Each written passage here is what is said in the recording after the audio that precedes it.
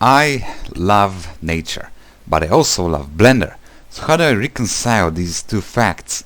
Simple. I make nature in Blender by making a tree. Now, this is not just any tree you can download off of TurboSquid or whatever. This tree is completely procedural, and you can change it, you can make it do wacky shapes that trees don't really make. You can change the number of roots, and my favorite feature, you'll also be able to make it windy. That's gonna be pretty cool. It's all texture, it's all procedural, it's all native, no add-ons required. The only thing that is required is Blender 3.1. I realized that a lot of people are bored by these tutorials because they're pretty long. They could get tedious.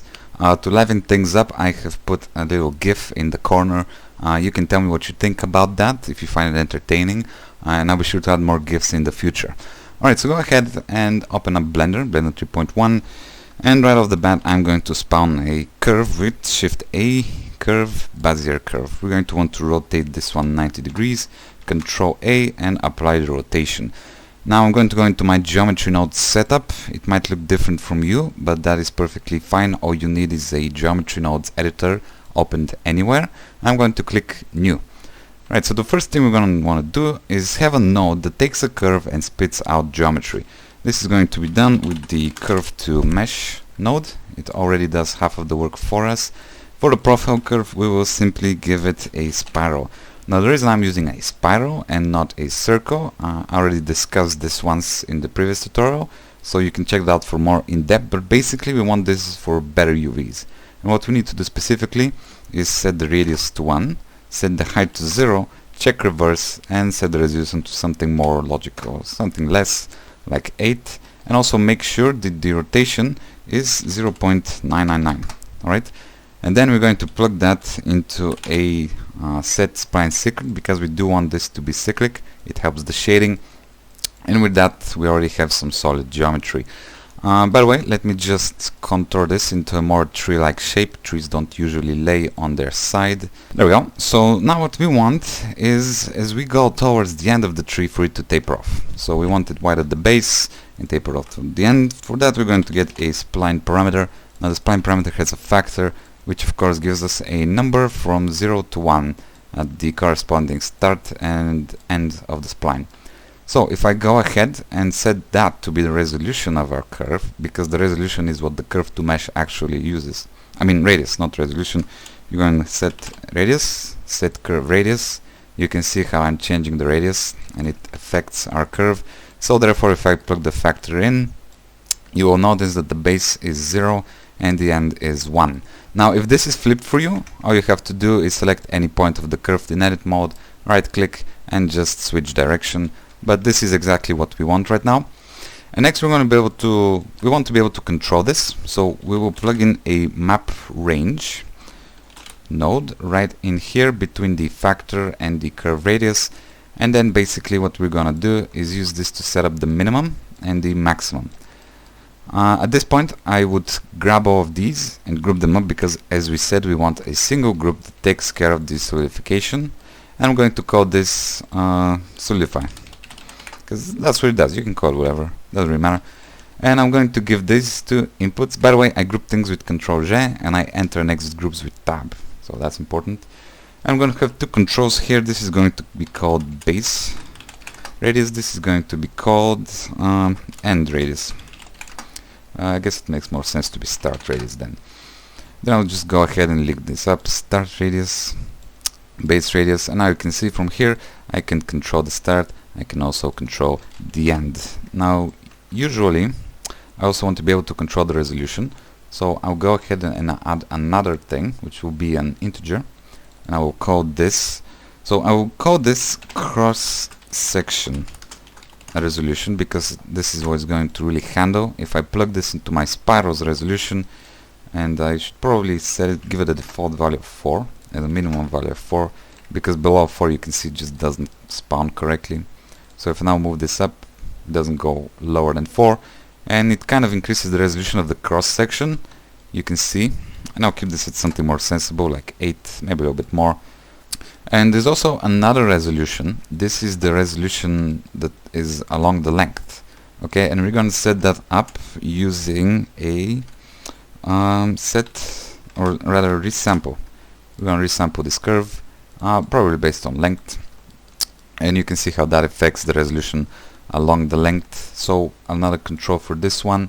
This control will be a float, and we will call it not cross-section, but lengthwise resolution, if that makes more sense. You can really call this whatever you want. And what's important is it shouldn't be 0. I just left it on 0, and you can see it gave me basically infinite geometry. So to avoid that, I'm gonna set the minimum to something like 0.1 and the default also to something like 0.1, and then I have to get out of the group and change it over here as well. Something more sensible. In fact, I think this is even too much. There we go. And that's basically all of the geometry part of this. Now what we need is to extract UVs from this, because it's just geometry. We also wanted to have UVs. I talked about the UVs in the rope tutorial. I won't go too much in depth, but basically we're going to use capture attribute. Capture attribute, if you remember, stores information inside the geometry itself. If I put this over here and capture the information of the spline parameter, more specifically, oops, that's not it. Spline parameter, more specifically the factor, that will give me a value of 0 to 1 as we go around the perimeter of our cylinder over here. So I would use a combine XYZ, plug that into the first because that's our U, and then for the V we want data about the length. We will get that, I guess, before the resample curve, if I remember correctly. So over here we will punch in another capture attribute, shift it to duplicate, by the way. Again we'll use the spline parameter, however the length, and that will be our V, so we plug that into here, and then this whole thing goes into the output, and we'll name it UVs. So now we have the UVs out of here as well. And another thing I want to get out of here is the curve. So other than the mesh, we're going to give an output for the curve, and I will take not the resampled curve, but rather this one right here. By the way, to cut these links, shift right click and it gives you a little node, just helps the flow a little bit. And I'm going to leave it for now. The reason I'm exporting the curve is because I want to export the information about the radius, the information I set up right here. I just want to have that embedded inside the geometry. You see why later, but basically we want to have that information as an attribute as well. So another capture attribute, one that will be, I suppose, right here is fine. So I'll actually delete this for a second and plug this into another capture attribute. And what I want to capture is the radius. So add a radius node, plug that in here, and then export this, export the attribute into a node for it, if I even have one. Well, first off, yes, do export the geometry of our curve, and then also add an attribute for the radius, and this will just be a float. There we go, and export that, and this should be it. Basically, I think this is it, because what we did here is we got the UVs, we got geometry, and we also got information on the radius, captured it inside the geometry itself. We're going to be using that later, you see why. So yeah, now we have this node, and I'm going to save my project as I don't know, tree 69, and then we can move on towards the branches. So in order to do the branches, we want to be spawning them on the spline of the original curve. What I mean by that is we'll have instance on points, and then we'll plug into the points the curve that we got out of our solidify modifier. What we want to be instancing is a quadratic Bezier, like this. And oh, this is important, before we do anything with our initial curve, we want to resample it. And basically we will resample this curve based on length, and this length here will also determine the number of points we get for our branches, the number of branches. So you see what I mean in a minute. Right now I'm only seeing the geometry, but I really only want to see the curve. That's kind of the priority here, and I'll get a joint geometry node so that I can also see the instanced curves. There we go. So the first thing you'll notice that all the curves I instanced are there are plenty. To fix that, I'll just change the resample, because it's putting a curve on every point of the original curve, so I'll lower the number of points, probably something more sensible like 3, You know what, let's go out. 5 is fine. And because the quadratic Bezier start is not at the center of the world, we want to fix that. You can see how they snap to. And we want the z, the end of the quadratic Bezier, to be 1, and the middle to be 0.1 on the z. So basically the quadratic Bezier is standing up. That's why when it spawns, it's also spawning on each point facing upwards. At this point I will already group all of these together because I like to keep things tidy, and I'll call these branches, and I'll also rename the output because it's not going to be outputting instances really, it will be outputting curves. Another thing we need to do next is align all of our instances to the curve. To do that we will use an align Euler to vector, plug that into the rotation, and the vector we'll be aligning to is just the normal. Because I've talked about this in the previous tutorial, let me just curve this a little bit so I can demonstrate this better. Each curve has a normal that is away from the curve. This is just a vector that is at every point and is away from the curve, and a tangent which goes towards or along the length of the curve. So what we're going to do is align everything to the normal by doing this thing, and then we're going to rotate that normal around the tangent in order to just rotate everything randomly on our trunk. This would be the trunk. So vector rotate, you can see this is the vector we're rotating, the normal, and then I'm going to give it a tangent, which will be the vector we're rotating around. And for the angle, I will just get a random value. The random value has to be between 0 and pi times 2, because in radians that is 360 degrees, and we want to capture every possible rotation. Now if I go back into the perspective view, we will see that indeed everything is aligned almost correctly, except over here when I align the vector I need to align on z, because my quadratic Bezier is set up to face upwards on the z-axis. And now you can see that we have basically, if I delete all my scribbles, all of our branches are all facing up and they're all rotated randomly. You can change this with the seed. There we go. And what you can do at this point is you can plug in a control for the seed. So that would just be an integer, which we will call seed, and we will plug this in here. So that's one thing we can do for control. And next up we want to give this, I guess, some geometry. To do that we want to be working with the instance endpoints. We want to realize our instances because we want to be working with the actual splines, not a bunch of instances, and we will bring in the solidify modifier that we created earlier. We will plug that right in here, and we will notice that we're not actually getting any geometry because start and end are at 0. You can see now we're getting some geometry. But what we want, if I hop back out and display the geometry of our original curve, our trunk, and I adjust it just a little bit, rather I adjust the start. Okay. Now you see that as we're going towards the end, our branches are not getting smaller, which is what we want. And in order to do that, we need to pass in information about the radius of the curve that is being spawned on.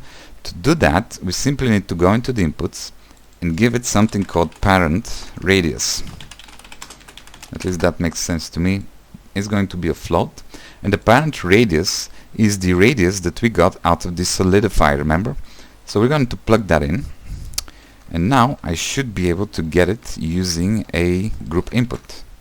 Take your group input, plug parent radius to the start, and now you can see how the radius of our branches is dictated by that of our trunk, which is what we want.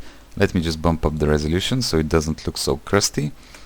And if I hide the overlay, which you can do with this button up here, I have a hotkey, and you can see that this is exactly what we want.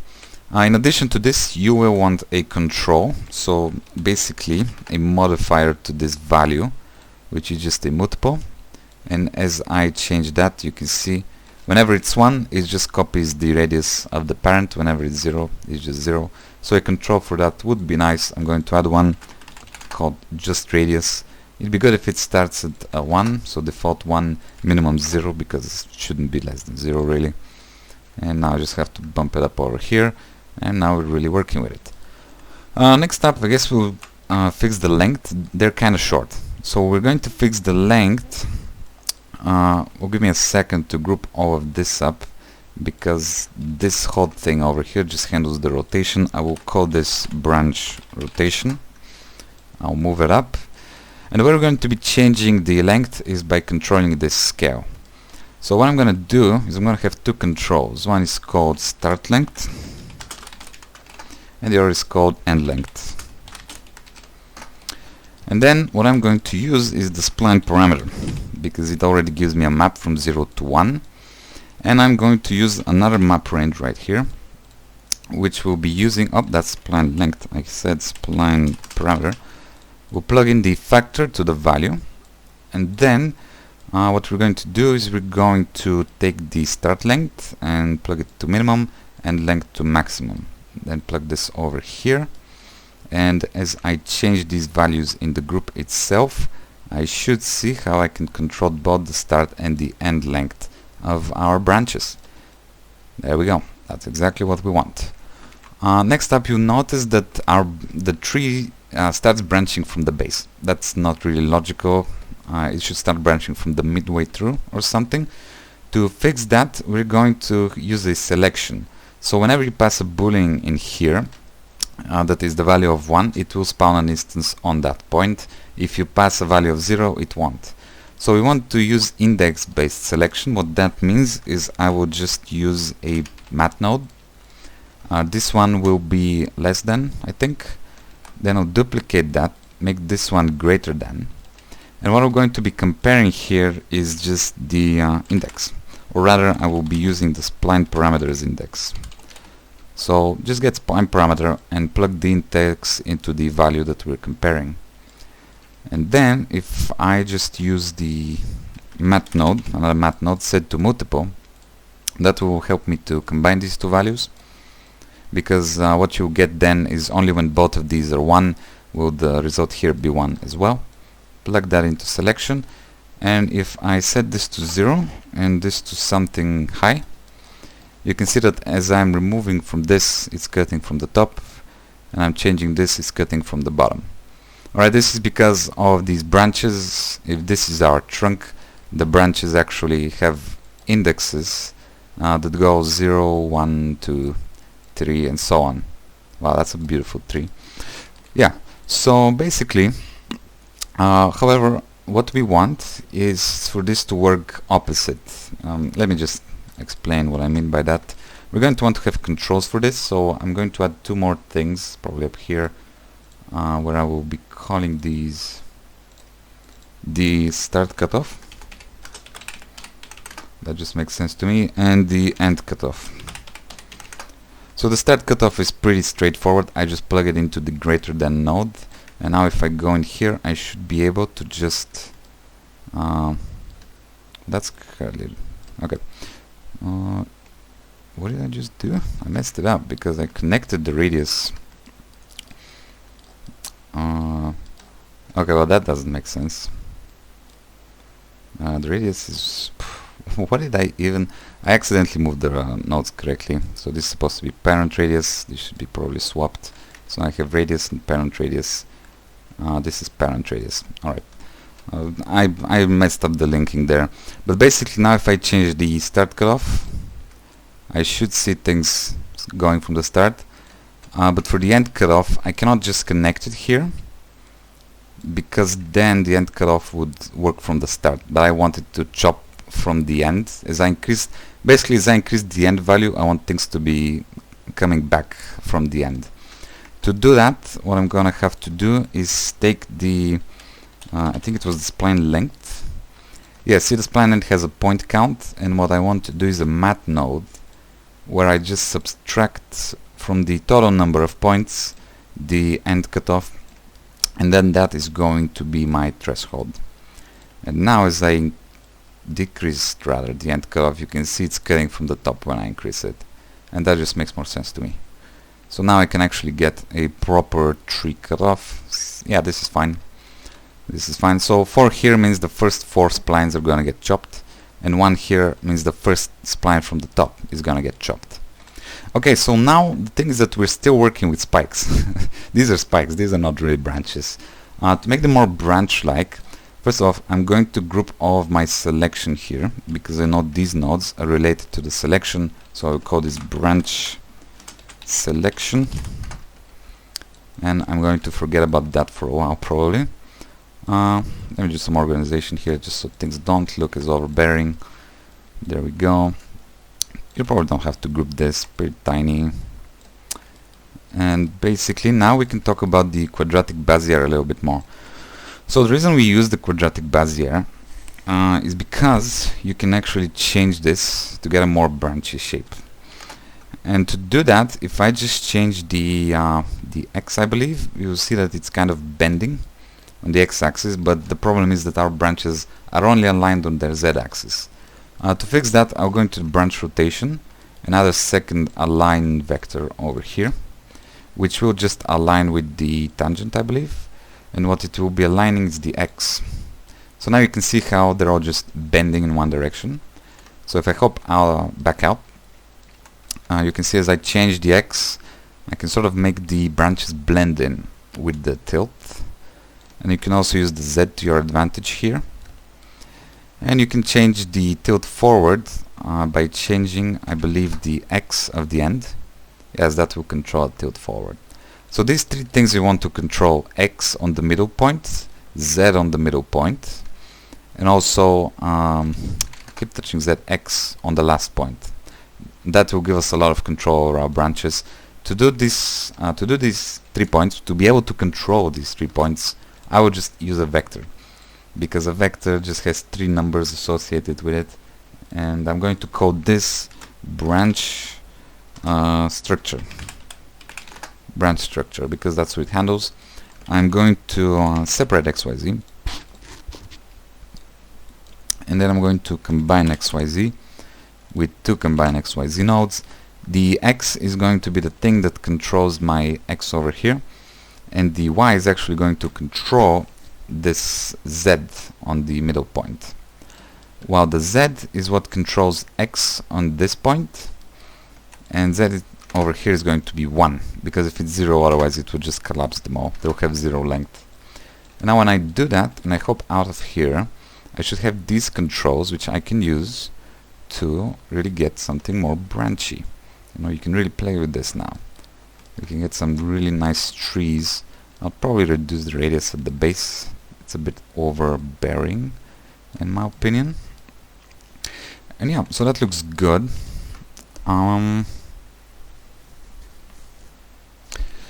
So another thing you're going to want to do is add some noise, because currently they're way too perfect. They're perfectly splined, they're perfectly curved, and you know, nothing in life is perfect. I'm sorry, but I'm sorry you had to hear it from me. But to fix this perfection, we're gonna go to set position, and what we're going to use is a noise texture. Now the noise texture we're going to combine with the offset, which means offset everything with a vector. But then I have to group all of these points. This is just for convenience because I know this node handles noise. So I'm just going to call this branch noise. I'm going to hop into here. So before we actually use the noise texture, I need to talk to you about what it actually does. So imagine we have a 3D coordinate plane, right? You have your x, y's, and z's. And what the noise texture outputs is actually RGBs in terms of color. And RGBs are actually values from 0 to 1, right? Because it's RGB. You know, it doesn't make sense to have negative RGB.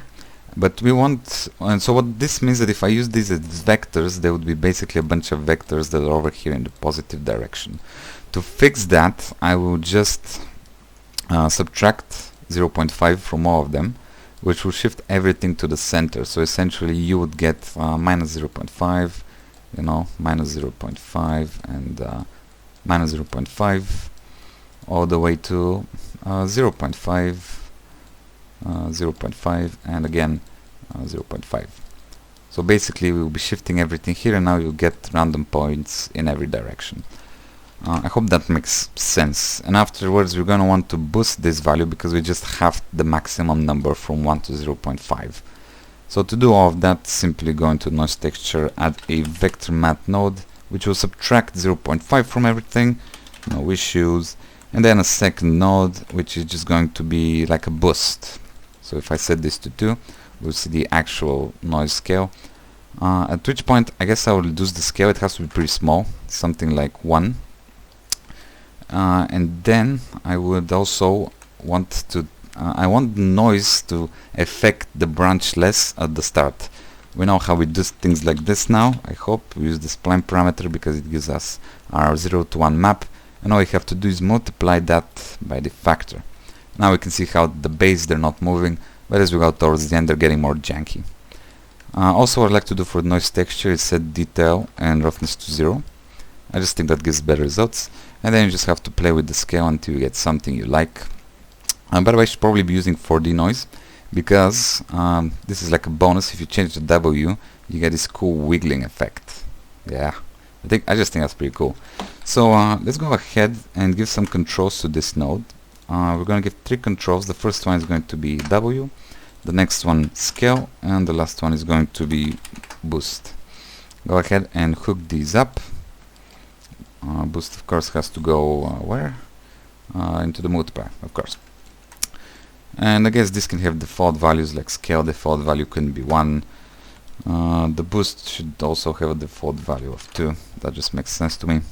And let's just set that up for the node. There we go. So that's kind of tree-esque, if you will. I'm happy with that. You can of course change the number of branches by changing the sample of the original curve over here. You can make them more or less. I wouldn't go too many for the first set of branches, but you get the idea.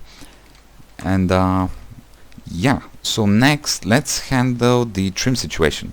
So if you actually add a trim after this, trim curve, you can actually very easily chop things off. And you can see that as they get towards the end, they also get smaller. The reason they're not getting all the way small is because I use the cutoff here at the end, but if I set the cutoff to 0, you should see them disappearing basically, except they aren't. That's because my end mapping is not 0, but if I set the end mapping to 0, you see how we're getting this effect where there's little branches appearing from the end, and that's already pretty cool. I can just expand this as much as I like, and then just trim from the end, and you get this very cool growing effect. Yep. And of course you can play around with the noise, with the number, with everything, but let's just get back to the tree for now, because what we need to do next, let me check, we need to add the second set of branches. We only have one set of branches, that's not really gonna be enough. Luckily, to add another one, it's as simple as duplicating this, right, and plugging the curve over here to the points. However, we also want to be outputting the mesh. Currently this outputs the mesh because that's what I gave it. We want to be able to have an output for the resolution, for the UV, for the curve, and for the mesh. Basically everything here has to go in here. Instead of doing it like this, I can just rename this one to mesh and then connect them up, and it will just name them automatically for me. And then when I hop out of here, I can just connect this appropriately. So curve here, parent radius, UVs, we'll talk about UVs later. Basically the same thing we did here. And then the mesh here just goes into join geometry, and boom, you now have branches on your branches. Now over here there's branches appearing at the end. This is where you want to give it a cutoff of at least 1 at the end. Also here, because technically they have 0 thickness as they go towards the end. And at this point I would take a second to just play around with the second tier branches. For example, the start cutoff seems a bit too extreme. I wouldn't have it be this much. Probably the start length should be a bit nerfed. At the end, like maybe a bit boosted. And generally you want them to have smaller resolution than the actual base they're getting spawned on, because these are like twigs at this point. So one thing you can do, because if you look up here, you're gonna see that we have this tiny branch which has a lot of points, and it's trying to spawn a secondary branch on all of those points.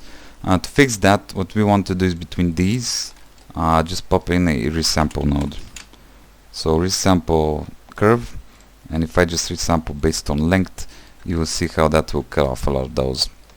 And now we can control the number of secondary branches from over here, from just resampling this.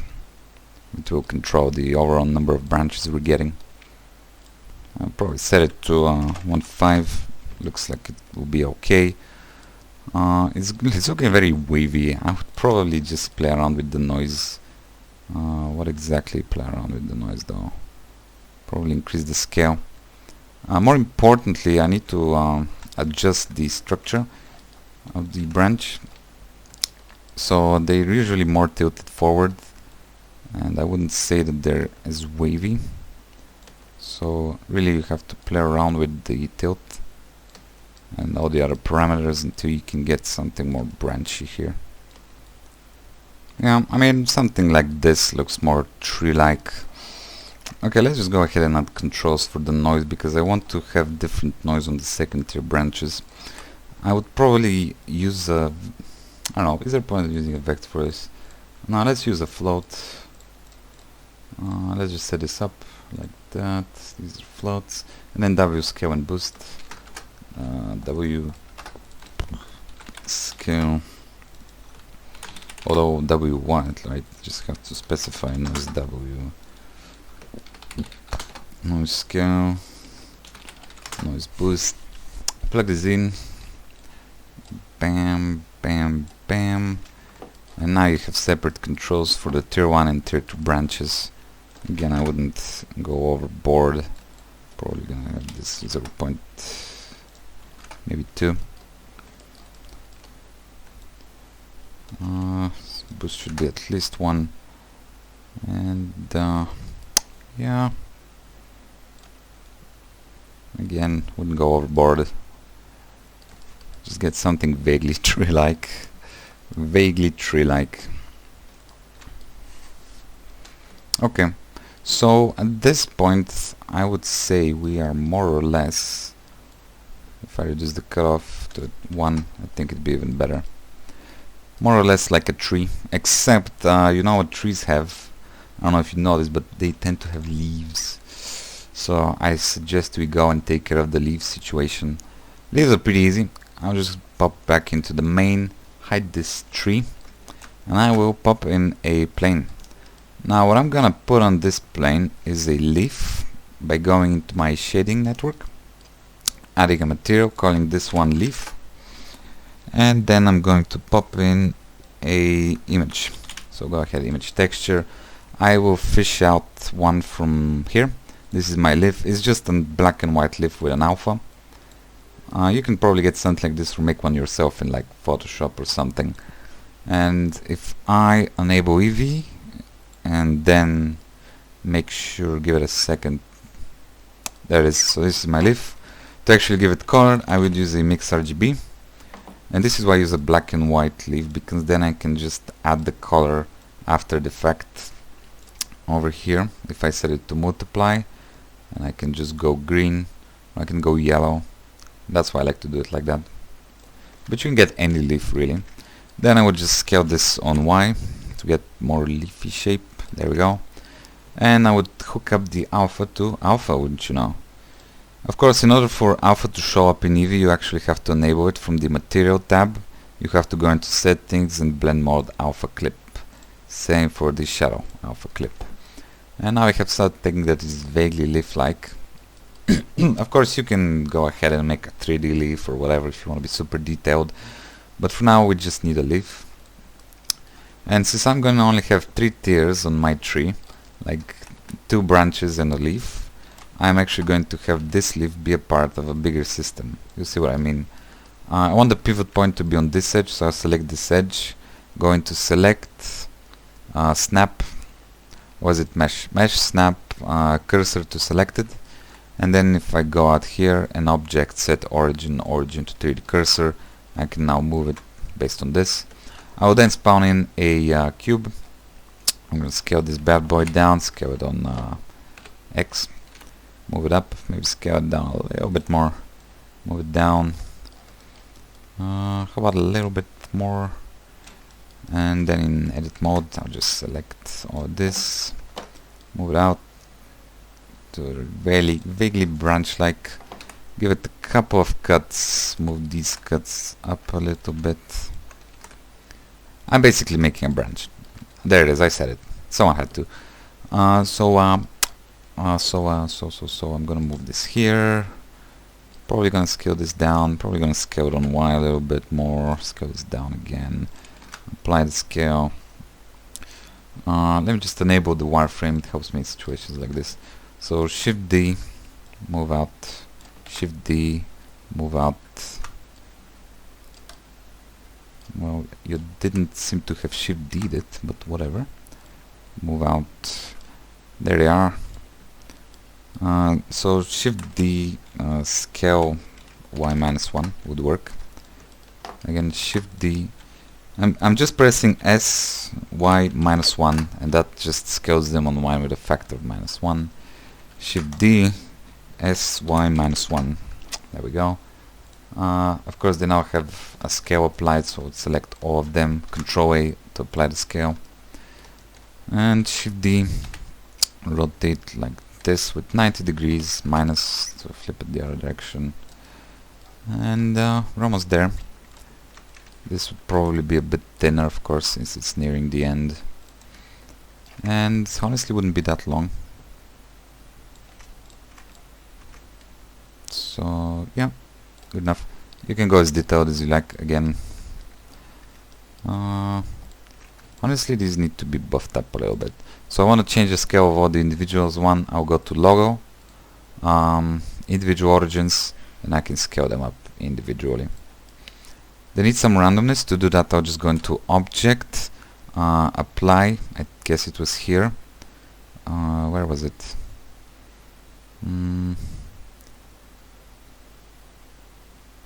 Where was the oh, it was in transform, random transform.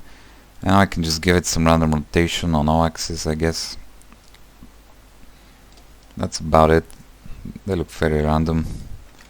Maybe not for my liking though. So maybe I'll just give a little bit of that old max edge flavor. Ah, there it is. Okay. This also needs some sort of texture. Doesn't really need this face. Whoops, doesn't really need this face. So for texture, how do you feel about just brown? These need to have their own texture. I'm going to code this one stump or something, or letter trunk. And I'm going to, for now, I'll probably change this later. Just give it dark brownish. Go ahead and Control J to group all of these. And I will move the origin over here just with Shift right click. And then object set origin to 3D cursor. If I press Alt G, it will snap the origin to the center of the world, and I can just rotate 90 degrees minus like that. And this will be it as soon as I apply all transforms. I guess this will be our branch. This is slightly off centered also. I'll select all of these, move them on X. And there we go. I'll then name this branch or leaf because it's gonna represent our leaves for now. And that would be it. If I spawn the tree back, I'll see this is huge. I'll scale it down, something more reasonable, and apply the scale. No, now I'm looking at it, I'm like, can't we just kind of, yeah, because this has to be slightly more tilted as it gets towards the end.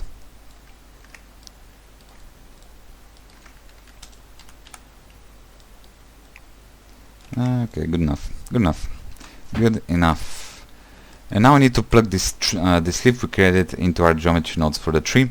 To do this, hop back into geometry nodes and just give it a little input into the group input.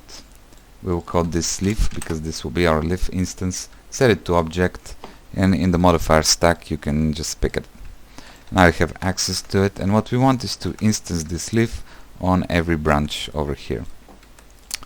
In order to do that, I will simply hit them up with a instance on points, and then I will just connect the leaf to an object info. Leaf object info, we want this on relative, and the leaf is what we're going to be instancing, so plug geometry to instance, and we'll be instancing on the last branch's curve. Set that to points, and I'm going to give it a join geometry afterwards. Plug it in here. And wow, There it is. There they are. I mean, so currently they're getting instance on every point of the curve. To fix this and also to be able to control the number of branches, we're going to want to have a control for this resolution of the Quadratic Bezier, this resolution. So I'm going to add one right after seed. It's going to be called curve resolution. And I'm just going to plug that in. It's an integer, right? Curve resolution. The default value can stay at 8. The minimum should not go past 0. And now if I set curve resolution, so this curve resolution actually should be 8, I guess. And over here the curve resolution is what will control the number of leaves. There we go. Okay. This looks fine. So they're all pointing upwards. We don't want that. We want to align them with the tangent yet again. So, well, first of all, let me group all of these and code this leaves. Hop into here. And I can probably use the same branch rotation node that we created. So branch rotation, plug that into rotation. And now they're all aligned. And at this point, honestly, this looks decent. I can probably call it in right here. Let me just see if it is still as dynamic as I want it. Yeah, you can just change this as much as you want. You of course have control over the seed. There it is. You can control the seed of both branches individually until you get something you like. And the tree is white. I don't like that. Trees are not white in real life. I mean, some of them are. Okay, so to give it a texture, first of all, let's plug that in. We're gonna want a group input for the material, so we'll call this material. Yep, and then we want to be setting this up, I guess, after the joint geometry. So set material of all of this geometry to this material. And then let's work on the material a little bit, go into shading, probably make a new one. Call this one trunk. I mean, we already have a trunk material. I can probably use the same one. So this is the one I used for the branch. What I'm gonna do is I'm gonna give it an actual texture. So image texture. And I'm going to use this bark texture. And by the way, for good free textures, ambientcg.com. Okay, don't give your money to the donut person. Don't do it. Just come over here. Great textures. This is where I got the tree texture from. Alright, back to Blender. Go ahead and plug in the color. Of course, to actually be able to see the texture, I might need to hop back into geometry nodes. And actually, the material is set to object needs to be material. But other than that, I have all of these UV outputs, right? But I'm not really doing anything with them. What I need to do is a vector mat to sum them up together. So I would need 2 vector mats at the moment, and a lot of stretchy connections to just combine all of these UVs together. There we go. And you can honestly just group this and call it UV sum, and this just outputs a vector, which is just our UVs. Alright, go ahead and do this. And now if I give this to the group output, and also in the modifier stack output attributes, give it a name, UVs again. When I hop back into the shader editor, I should be able to access it using the attribute node if I give it the appropriate name. And then I plug vector to vector, and then just did I actually give it the material? No, I did not. Over here in the modifier stack, I need to give it the trunk material. And there we go. Now we have a texture going. It's a bit big. To change that, I will just use a mapping node, which will allow me to change the scale. And that's fine. That works for me. Go ahead and give it a mix RGB. Again, my secret technique is to just multiply on everything to change the colors, and this back is pretty dark, so I can just sort of give it a little bit of color just so it feels a little bit better. And honestly, this looks fine, except I'm going to give it some more maps just because I have them. Why not? More specifically, not the displacement, rather the normal, which will require a normal node what, a normal map node to be more precise, color to color, normal to normal, and of course I'm also going to get my roughness. Both the normal and the roughness need to be set to raw, so no gamma is applied to them, and then I plug these to roughness. That will give us a little bit closer to an actual tree, I do believe. Except these also need to be plugged into the mapping node, which I forgot. That's why I got these weird things. And I was like, hey, well, hold on just a minute. Please don't do that. Yeah, this gets us closer to the ground truth, and I think it looks good. This is what I would call a tree. A tree. Well, if I go back into GeoNodes, let me just see how it works with the trimming, because I have a sneaky suspicion it might not play that well with it. Nah, it works fine. I'm going to mute the node for the leaves with M, just so I can check out the branches when I trim. And I'm going to go into the unshaded mode. Yeah, see, they're jumping around a lot, and that is because I have a resample node over here. But if I turn that off, they're gonna be way more stable, I think. Yeah. So if you want to do this effect where you have a branch growing outwards, I would recommend just not resampling. But the problem then is you would have a lot of these degenerate ones at the end, which you can then prune by just increasing the end cutoff if you so desired. Yeah, probably over here actually, the end cutoff. Yeah, that prunes those super thin ones. So really it's up to you. For now I would just disable resample, but know that you can do that in case you want a lot of more specific branches at the end, I guess. Alright, so next I can change the trim. That looks fine, and I can also add leaves. That looks great. What else do we need to do? I guess we can talk about the wind now. Alright, so how do we do the wind? The wind is actually simple. All you need for the wind is for me to delete these doodles, I guess. Oh, is my cat meowing outside? It's going to have to meow. I'm recording. Alright, so get yourself a nice noise texture, set that to 4D, and then we're going to pass this through a vector math, which will multiply the factor to some value. Now this value is actually going to be the direction of the wind, and what we're actually going to plug into W, or rather what we're going to plug after the trim curve is a set position, and the set position will be affected by this vector. Alright, so if I plug that in, you will see that now we're affecting the entirety of the tree. If I change W, it's very strong, so I would not go beyond 0.5. And also our entire tree is affected. Once again, we only want the tip to be affected, so Spline Parameter, again run it through a multiply node and multiply by the factor, and now only the ends are affected, but again it's very linear, so I would also pass this in through a power to taper it off towards the end.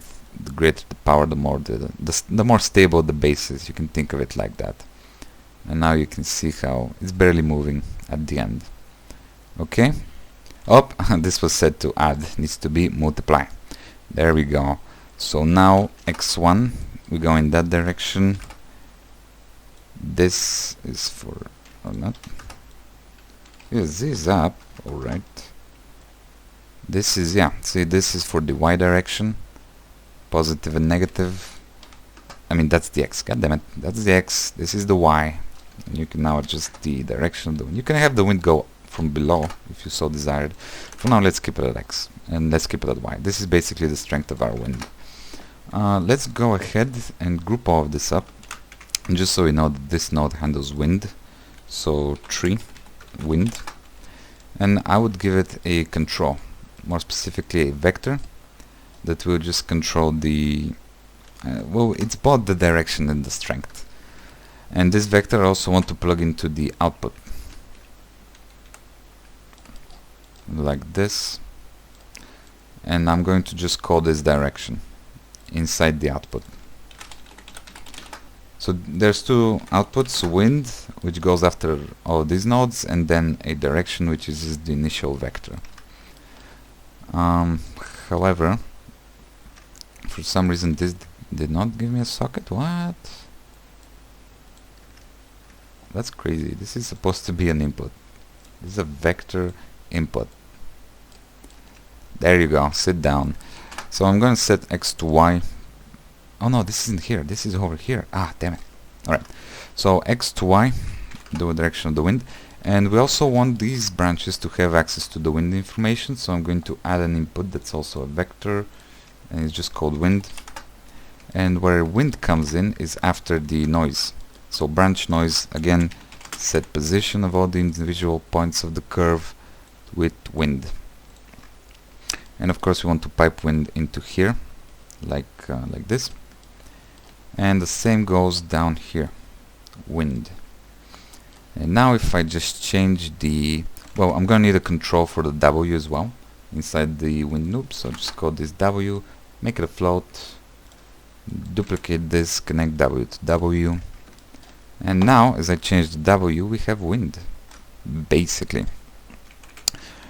Now the first thing we're gonna notice is that the leaves are not really oriented with anything, but what we want is them to be in the direction of the wind. So in the leaf node we need another input. This is wind again. However, this wind is not going to be the actual strength and direction, it's just going to be the direction. That's why we got this separate direction node, which I will plug into the leaves just like that. And then I'm going to use this information to align my branches with to align them with the direction of the wind. So again, align Euler to vector, and what we're going to use the wind. And now as I change this to I guess Z, I should see the leaves moving. However, they're not, because I probably didn't connect something there. Yep, there we go. The input is not actually going in direction, but now as I change the factor, they're aligning with the wind, and we want to randomize this a little bit. The way I'm gonna do that is with a noise texture, not white noise, just a noise texture. Go ahead and plug in the factor, and you can pass this through a color ramp so that we can clamp most of the values. Actually, this would depend on the strength of the wind. I guess you'd have to set that up so. And now if I just go back over here and change the W of the wind, yeah, there we go. That looks really nice and windy. At least I think it does. The only problem I really have with it is that this color ramp doesn't let me really control the strength. What else would you use beside the color ramp? There's no use where you cannot use a map range, I suppose. And then just map the minimum value. There we go. So now you can plug something into the group input like wind strength.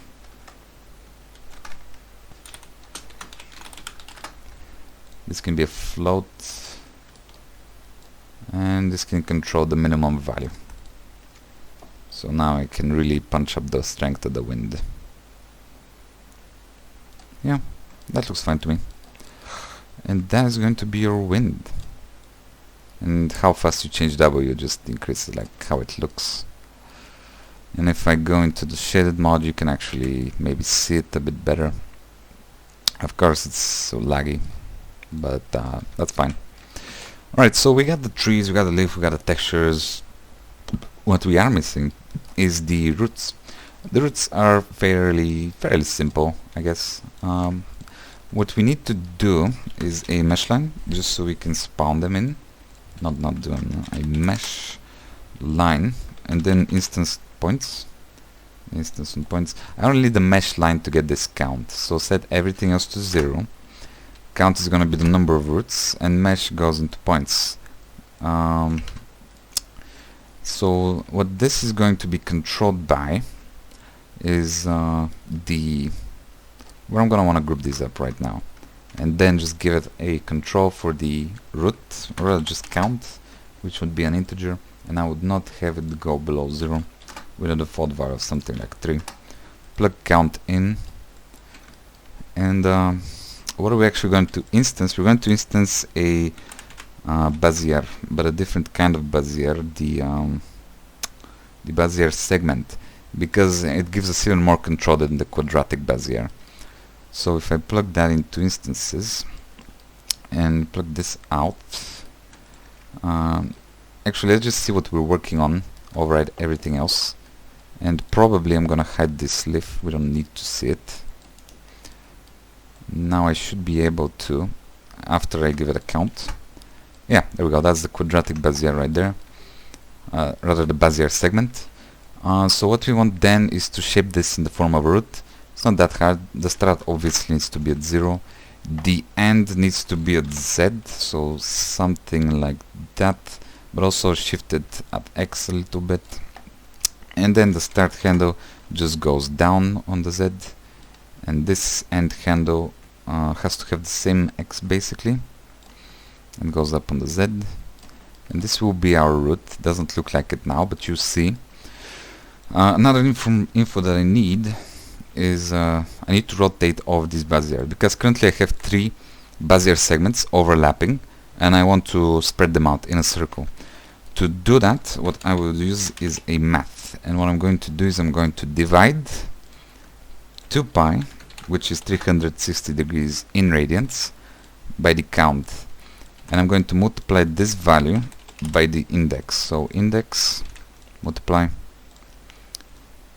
okay, and then I'm going to use this to rotate along the z. So combine x, y, z, this is z, and now if I just plug this in, you can see they spread out.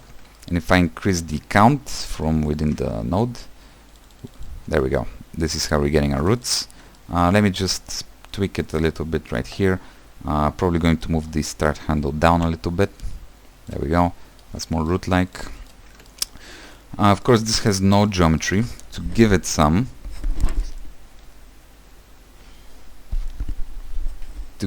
of that, I would just do, probably can just get away with a solidify right here, the solidify node we created. Just give it some start, and technically start has to be the same that the start of our trunk is, so we would need to pipe that information in here, into the node group actually. Just call it trunk radius, just give it a float, and just connect it with this one, because this was a trunk. However, I want to control both of them with a single slider, so I will use a value here. So plug the radius here, plug it here, and also plug it into the trunk. And now if I go back to seeing everything, and I can probably, in fact maybe if I keep the trunk on top, I can just combine it with the rest of the geometry on the first joint geometry node. There we go, perfect. So the issue is now we have our trunks, they're pretty crusty, so I'm gonna give them more resolution. We need to just align this with the tree. To do that, I'm going to use another instance on points, and what I'm going to instance on is our curve. So I'm going to get the curve over here from the inputs, just call it trunk curve, because that's what it needs. This is going to be a geometry, and what I'm going to give it is, I guess, I mean, it doesn't really matter which one, probably this one though. Plug that into trunk curve. So after the noise, after the wind, I mean after we set up the wind, I'm going to take this one, and now I'm going to instance it, if I get a group input, on the points of the trunk curve. So there's currently only 2 points, so I should also see a copy. Well, I'm not going to see anything right now because I haven't actually instanced it. So take these instances, plug them into here, and then into the solidify, and you see that along every point we basically have a trunk. To reduce that, we're just going to select the first point with a math. I'm going to say index, and if the index is less than 2, give it a value of 1, which should isolate the first one, or the first two. This needs to be 1 then, and now we only have the first one. And that's great. The problem is it now moves, but it's not really rotated with us. To do that, I'm going to do a sample curve, which will allow me, as soon as I plug in, you know what, I'll just make it another one, which will allow me to sample the curve at factor 0. That means at the start of the curve I can just straight up get the tangent, and all I have to do after that is another align Euler and align our roots with the trunk. So I'll grab the tangent, put this in here, and Z, we're aligning the Z, and now if I just move this, there we go. Another thing I'm noticing though is that they're not the same radius, even though I told them to be. Why is that, I wonder? Because I didn't actually connect the radius. I got the information, but I did not connect chunk radius to start. There we go. So that's more like it. Now with the start radius is correct. However, I would probably scale these up a little bit, just so they match up a little better. Well, actually, why are they even spawning like that? It's not right. Probably have to play with the Bezier a little bit, I guess. Maybe. Just move the start handle out. There we go. That's smoother. And if you texture these, however, these are instances. Remember, I never actually realized them. So after the second instance points, I want to realize them, so we have geometry. Otherwise, we cannot extract the UVs. What else do you want from me, though? I realized the instances. Do I also need to realize them here? No? Then why are they spawning so jank? So I realized the instances, I joined them.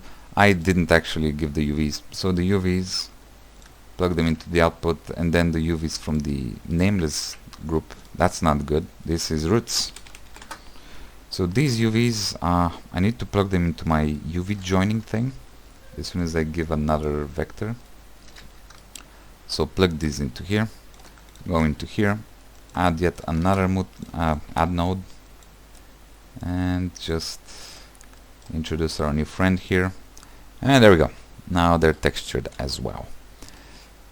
At this point you have complete and total freedom to do whatever you want with this tree. What I would recommend is taking all of these things and just plugging it. In fact, you have to do this if you want to actually use this tree. Probably set up some more default values so that whenever you replicate this tree, it's not all zeroed out here. Probably also hook all of the information here and here into your modifier stack, so you can actually control these for individual objects and just not have to go into geonodes every time.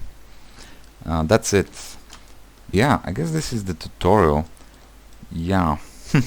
I really hope you guys enjoyed it. Tell me what else you want to see. I know I also promised a water tutorial, but I'm kind of waiting for a better extrude node to come out. The current one is kind of silly. It'd be great if the extrude node worked like the solidify node does inside the modifier stack, but it currently doesn't. So until then, just so I don't have to apply any hacky workarounds, I'll wait for the water tutorial. We're thinking of other tutorials too. I guess subscribe for more, and yeah, bye.